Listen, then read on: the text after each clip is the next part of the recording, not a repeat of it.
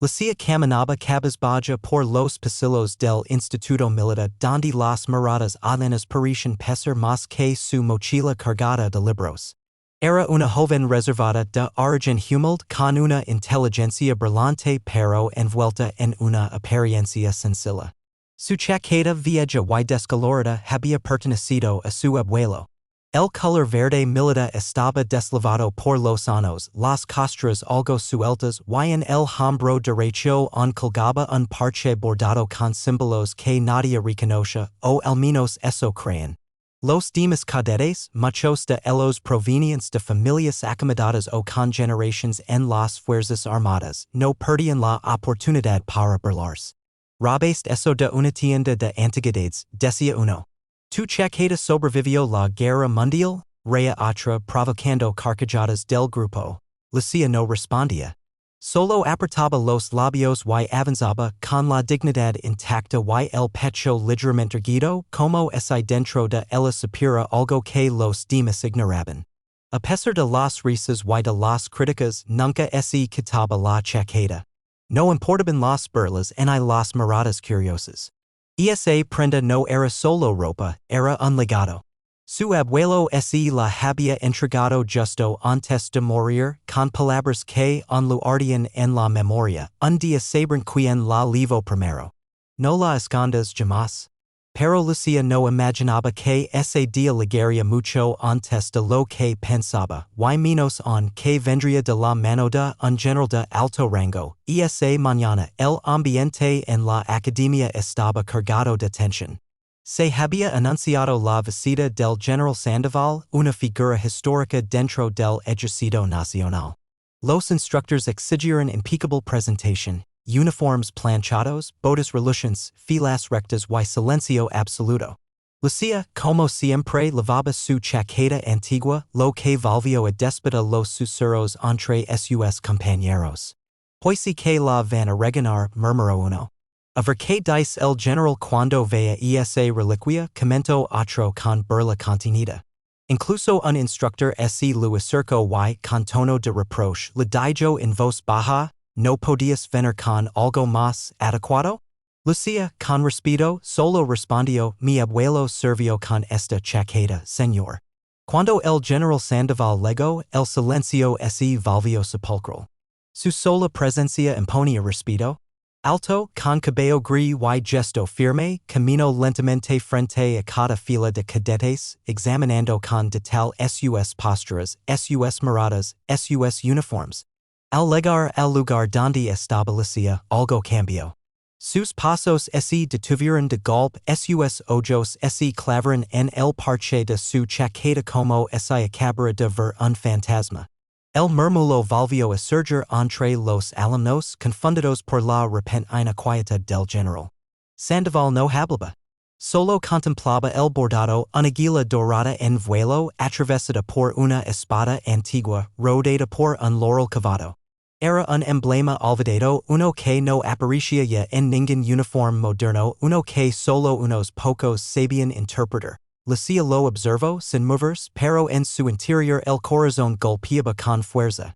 El general finalmente levantó la vista, la miró directamente a los ojos y con voz grave preguntó ¿Dónde conseguiste esa chaqueta, cadete?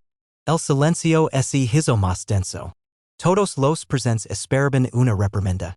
Pero lo que vino después dejó a todos en estado de asombro absoluto. Lucía tragó saliva, pero no apartó la mirada del general Sandoval. Sentía como todos sus compañeros la observaban con una mezcla de curiosidad y desconcierto. El air parecía haberse detenido. Las banderas colgaban inmóviles y ni siquiera los instructores se atrevían a hablar.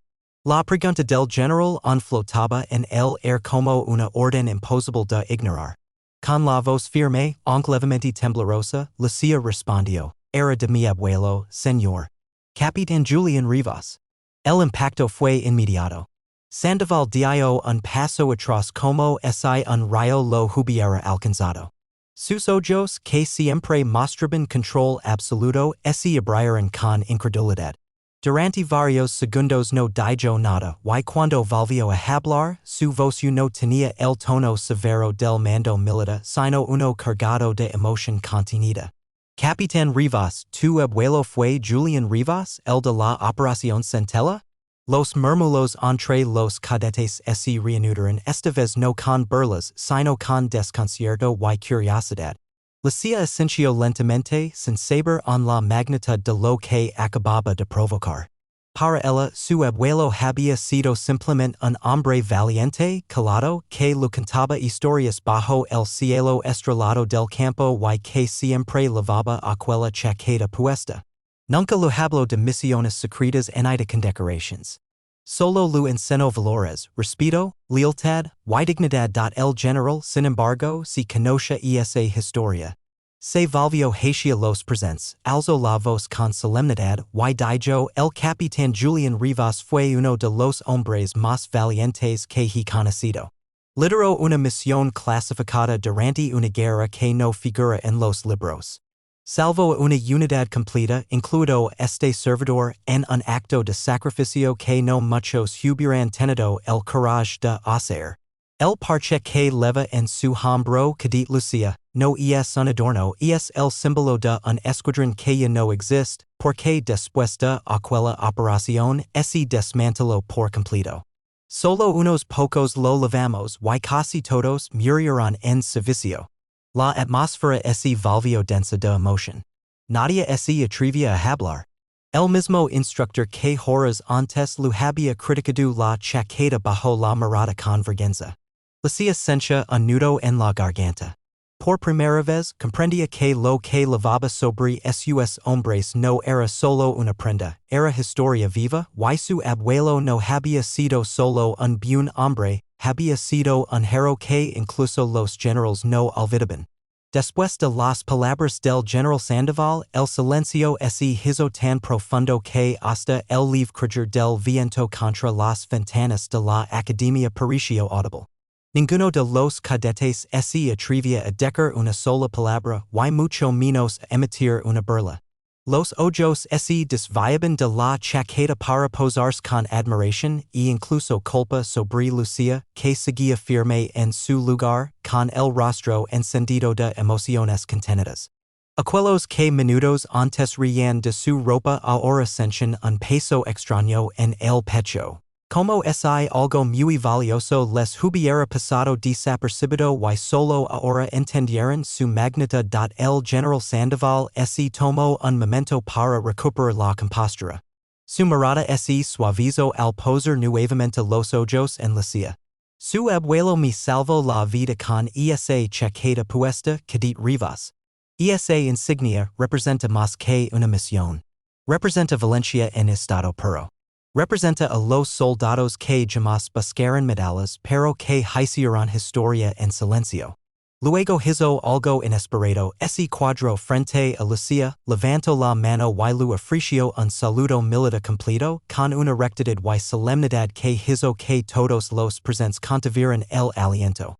Lucía se quedó inmóvil por un segundo. Nunca imaginó ver un general una figura tan inalcanzable y admirada por todos rindiendo honores no solo a su abuelo sino también a ella. Con lágrimas contenidas, se cuadró y respondió al saludo como lo habían enseñado, con firmeza, con respeto, y con un orgullo que no podía disimularse en sus ojos brillantes. En ese instante dejó de ser la chica de la chaqueta vieja. Ya no era la rara ni la cadete silenciosa. En la mente de todos los presentes, se había transformado en algo más grande, en la heredera de un legado que pocos podrían comprender y en menos estar a la altura de portar, uno de los compañeros que más la había criticado. Santiago, un joven confiado y hablador, bajó la cabeza y dio un paso hacia ella cuando el general se retiró. Con voz baja, apenas audible, dijo: Lucía, no sabía. Perdón. Ella lo miró no con superioridad, sino con una calma madura que no necesitaba palabras para imponerse. Asintió suavemente y volvió a su lugar. No necesitaba venganza ni humiliaciones. Solo necesitaba que supieran la verdad, y la sabían. Aquella Chaqueta, rida y antigua ahora era el símbolo de algo mucho más grande que una simple prenda. Era un puente entre el pasado y el presente, entre una generación de héroes silenciosos y una joven decidida a honrar su memoria sin necesidad de gritarlo.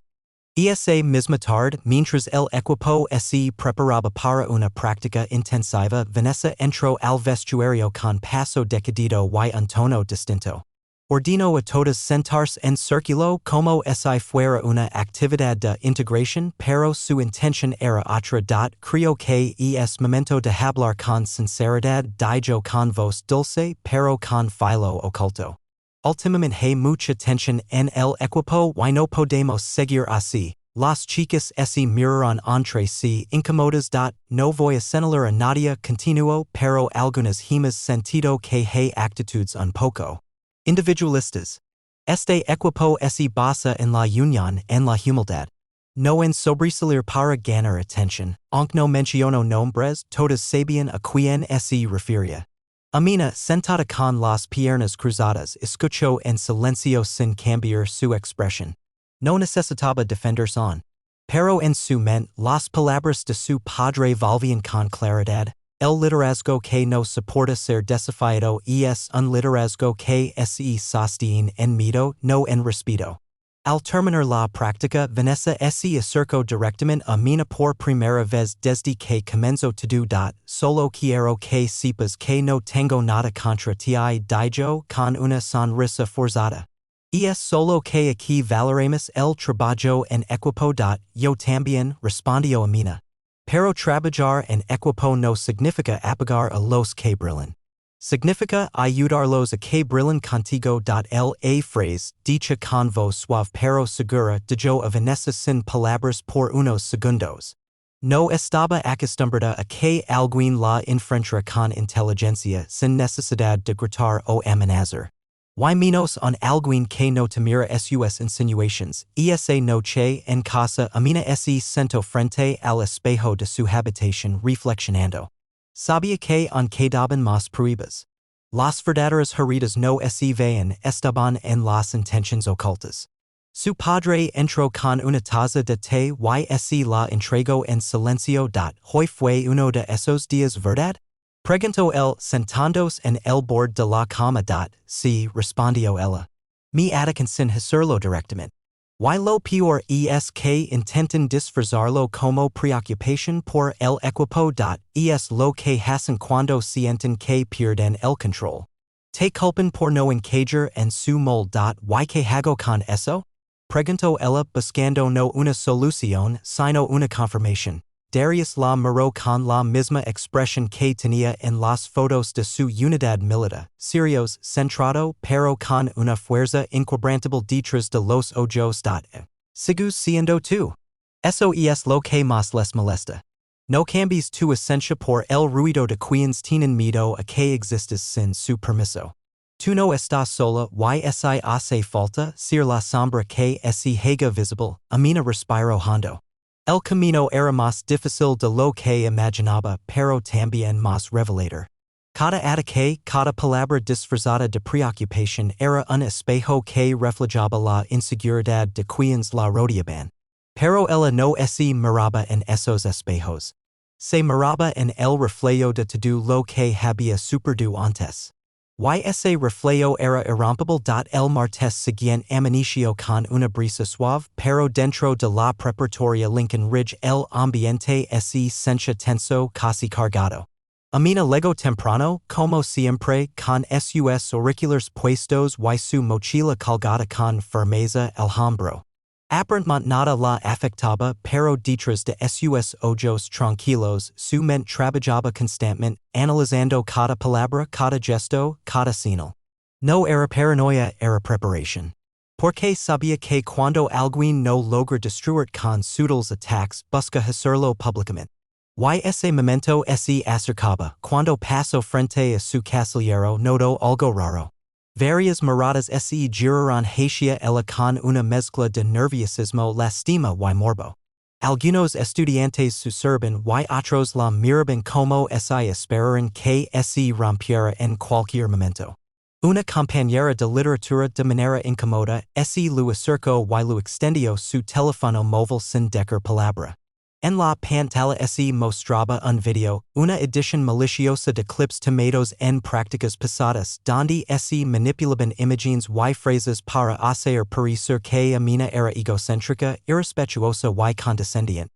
Una voz en off distorsionada se burlaba de sus movimientos comparándola con una diva que solo quiere robar cámara. El video ya se estaba compartiendo por los grupos de chat del colegio. Amina sostuvo el móvil por unos segundos observando en silencio. No mostró rabia ni tristeza, solo un gesto que podría confundirse con decepción. Le devolvió el teléfono a la chica con una leve sonrisa y dijo gracias por mostrarlo. Yo lo esperaba, luego caminó como si nada, pero por dentro sabía que eso marcaba una nueva etapa en el conflicto. Ya no era sabotage pivo ni exclusión, ahora era humiliación pública. Un intento claro de romper su espíritu frente a todos. Y aunque sabía quien estaba detrás, no tenía intención de confrontarlas con ira. Eso sería regalarles la victoria. Durante la clase de historia, Amina pidió permiso para ir a la enfermería. Pero no fue allí. Caminó directamente a la oficina de la directora, la señora Bracamont, una mujer seria y recta que respetaba profundamente la integridad estudiantil. Tocó con firmeza la puerta y esperó a ser recibida. ¿Todo bien, Amina? Preguntó la directora notando algo distinto en su expresión. Sí, pero necesito hablar de algo que está ocurriendo. No vengo a quejarme. Vengo a dejar constancia y pedir que se tomen medidas con responsabilidad. Con voz calmada, Amina explicó la situación. El video, los rumores, el aislamiento. No dio nombres. No pidió castigo. Solo pidió que se investigara y que se protegiera a quienes fueran blanco de burlas futuras. No solo lo hacen conmigo, dijo mirando fijamente a la directora. Lo han hecho con otras chicas antes. Solo que yo no me cale. La directora la miró en silencio por unos segundos. Luego, con un gesto lento, tomó una libreta y comenzó a escribir. Gracias por tu madurez, Amina. Vamos a revisar esto de inmediato. Y quiero que sepas que esta oficina está abierta para ti cuando lo necesites. Te has manejado con más dignidad que muchos adultos. Cuando salió de la oficina, Amina sintió una mezcla de alivio y fuego interno. No por haber denunciado, sino por haberlo hecho con la cabeza en alto. No se trataba de venganza. Se trataba de marcar un límite. Afuera, al otro lado del edificio, sin que ella lo supiera, Darius estaba de nuevo en el coche como todos los días a la misma hora. Tenía una libreta en la mano y había anotado algunos nombres. Como cualquier estratega entrenado, no necesitaba actuar todavía. Pero cada movimiento del enemigo lo apuntaba con precisión quirúrgica. Su hija estaba librando una batalla limpia, pero si el dano cruzaba la línea, él respondería. No con violencia, sino con una autoridad que ninguna adolescente arrogante podría anticipar. Y mientras el video seguía circulando en silencio, algo inesperado sucedió. Una de las animadoras, Valeria, se levantó en medio del almuerzo, fue hasta la mesa de Amina y se sentó junto a ella sin decir una palabra. Solo lo ofreció su bebida como símbolo de apoyo. Vi el video, dijo, bajando la voz. Sé que lo hicieron para hacer quedar mal, pero tú nunca has sido así. Yo estuve ahí. Y estoy cansada de fingir lealtad a alguien que no inspira nada. Amina la miró, sorprendida por el gesto. Gracias, respondió. No tienes idea de lo importante que es eso hoy. Lo que Vanessa no sabía, mientras celebraba en su grupo de chat la hazana del video, era que acababa de cometer el peor error. Imputar a una de sus propias compañeras hacia el otro lado. Porque cuando una verdad se impone con dignidad, ni cien mentiras logran apagarla. Y la verdad da amina empezaba a florecer con raíces más fuertes de lo que cualquiera esperaba. El día después de la difusión del video algo comenzó a resquebrajarse en el mundo cuidadosamente construido de Venecia. Por primera vez yo no controlaba completamente la narrativa. Aunque muchos estudiantes han compartido el video por simple entretenimiento, las reacciones no eran unánimes. Algunas publicaciones anónimas en redes internas del colegio empezaron a cuestionar su autenticidad.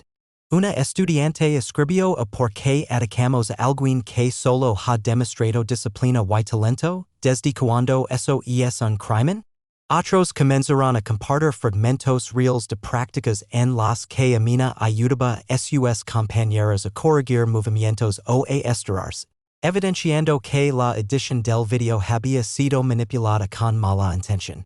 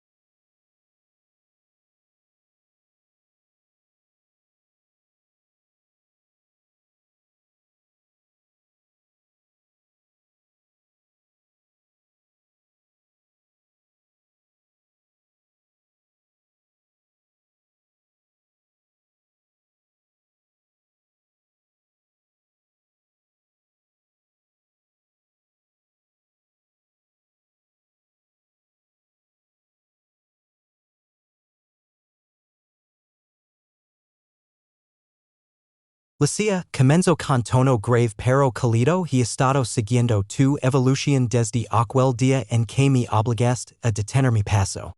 Lo que ocurrió ese día no fue un accidente, fue una llamada del destino. No cualquiera nace con un legado y mucho menos lo honra con dignidad. Tú no solo levas el apellido Rivas, lo encarnas. Lucía bajó la mirada un instante, sabiendo que no debía interrumpir. Sandoval prosiguió, por eso hoy quiero ofrecer algo que no está en ningún reglamento. Una responsabilidad que hasta ahora solo había sido confiada a oficiales con años de servicio. El ejército ha creado una unidad de formación especial diseñada para preparar a jóvenes con potencial extraordinario. No es una distinción pública, no leva medallas. Es silenciosa, rigurosa y transformadora.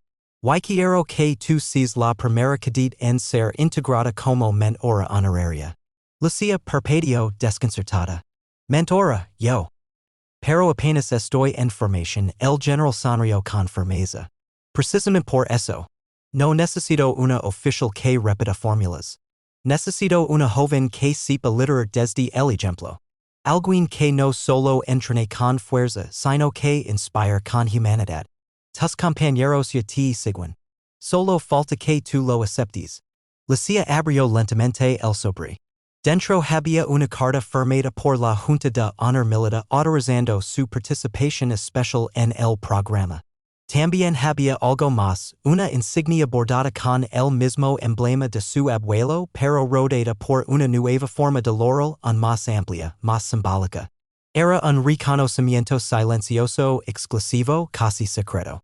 Nadie la forzaba a aceptar, pero estaba claro que era un honor reservado solo a quienes levaban fuego en el alma y templanza en el corazón. Ella respiró hondo. Por un momento pensó en su abuelo, en los atardeceres donde él lo cantaba sobre el valor de caminar sin testigos, de hacer lo correcto sin esperar recompensa. Y ahora la vida le ofrecía una oportunidad para encarnar todo eso en la práctica. Levantó la vista y dijo con voz segura, sin grandilocuencia, pero con total firmeza, acepto, señor. El general asintió lentamente, como si acabara de confirmar lo que ya sabía desde el principio. Bienvenida a la unidad sombra, cadete Rivas. Tu historia apenas comienza. Lucía no sabía exactamente qué esperar de la unidad sombra, pero lo que encontró superó cualquier idea preconcebida. No era un grupo numeroso ni visible dentro de los registros públicos. Sus integrantes no desfilaban en ceremonias ni usaban insignias ostentosas. No había aplausos ni reconocimientos oficiales ni mentions en los discursos de apertura del año académico. Y sin embargo, todos los que pasaban por esa formación salían profundamente transformados. La unidad estaba formada por una selección muy específica de cadetes. Algunos con expedientes brillantes pero con problemas de ego, otros que habían sido descartados por no encajar en los moldes tradicionales de la academia, y unos pocos que simplemente habían pasado desapercibidos, sin destacar ni por sus notas ni por sus habilidades físicas. Su único punto en común era el potencial dormido que nadie más había sabido ver. Lucía, como nuevamente hora honoraria, no tenía autoridad para castigar ni premiar. Tampoco impartía clases en aulas. Su tarea era más compleja y más humana, acompañar, escuchar, guiar con el ejemplo. Y lo hacía con la misma discreción con la que su abuelo había salvado vidas sin exigir condecorations. Pasaba horas con los cadetes en sesiones silenciosas de entrenamiento nocturno, ejercicios de orientación sin brújula, misiones simuladas donde se debía actuar sin recibir órdenes. Confiando únicamente en la intuición y en el trabajo colectivo. Al principio, algunos dudaban de su rol. Como alguien tan joven ibía enseñarles algo que no dijeron ya los manuals? Pero esas dudas se disipaban una a una cuando veían a Lucía meterse el lodo con ellos, cargar al compañero más débil sin decir palabra, ceder su ración de comida a quien ibía más exhausto, o renunciar al descanso para ayudar a alguien a superar una crisis de miedo o frustración. Una noche especialmente dura, durante un ejercicio de supervivencia en plena montaña, uno de los cadetes, Iván, reservado y desconfiado, que solía ser escéptico frente a todo, colapsó por agotamiento emocional. Mientras otros no sabían cómo reaccionar, Lucía se arrodilló junto a él, sin hablar, y simplemente le tendió su cantimplora. Esperó en silencio respetando su espacio. Luego, sin juzgar, le dijo, no te quedaste atrás. Te detuviste para resistir. Eso también es avanzar. Esas palabras, simples pero precisas, hicieron que Iván rompiera en llanto y, a partir de ese día, se convirtiera en uno de los más sólidos integrantes del grupo. Los instructores de alto rango empezaron a notar un cambio silencioso pero evidente. Los cadetes que pasaban por la unidad sombra regresaban a sus casos con una nueva actitud, más humildes, más atentos, más capaces de liderar desde la impacia. No gritaban órdenes, proponían caminos. No competían por destacar, se aseguraban de que nadie quedara atrás. Y el modelo que seguían era Lucía. Ella nunca reclamó reconocimiento. De hecho, muchos fuera del círculo ni sabían lo que hacía en esas horas ocultas entre entrenamientos. Pero lo que sí sabían era que donde ella estaba, el ambiente cambiaba. Los conflictos se resolvían sin gritos. Las decisiones eran más justas. El compañerismo más sólido. Una tarde, el general Sandoval observó desde una colina cercana como Lucía entrenaba con un grupo de nuevos aspirantes. Se quedó de pie en silencio con las manos cruzadas a la espalda. Junto a él, un oficial joven preguntó, ¿ella es la que está encargada de esos grupos informales? El general solo respondió, no, ella no está encargada. Ella los inspira. Y es distinto. Lucía, sin saberlo, estaba sembrando algo más profundo que disciplina, estaba dejando raíces invisibles en los corazones de quienes serían los futuros líderes.